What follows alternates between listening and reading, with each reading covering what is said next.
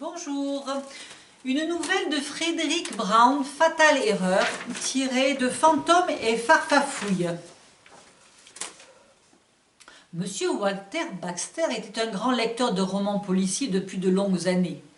Le jour où il décida d'assassiner son oncle, il savait donc qu'il ne devrait pas commettre le moindre impair. Il savait aussi que pour éviter toute possibilité d'erreur, le mot d'ordre devait être simplicité.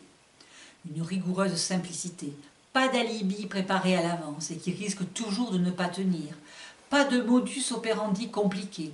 Pas de fausse piste manigancée. Si, quand même, une fausse piste, mais toute petite, toute simple. Il faudrait qu'il cambriole la maison de son oncle et qu'il emporte tout l'argent liquide qu'il y trouverait, de telle manière que le meurtre apparaisse comme un cambriolage ayant mal tourné.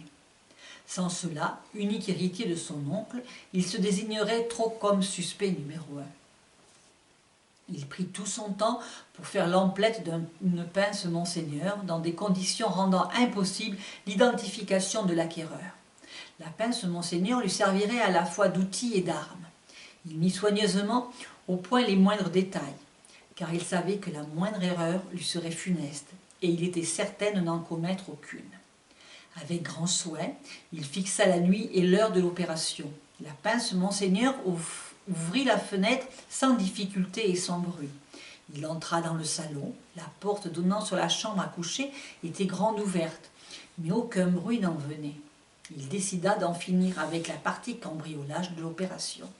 Il savait où son oncle gardait son argent liquide, mais il tenait à donner l'impression que le cambrioleur l'avait longuement cherché. Le beau clair de lune lui permettait de bien voir à l'intérieur de la maison. Il travailla sans bruit.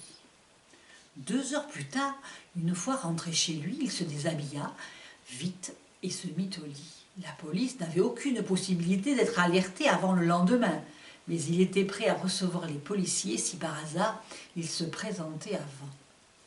Il s'était débarrassé de l'argent et de la pince Monseigneur.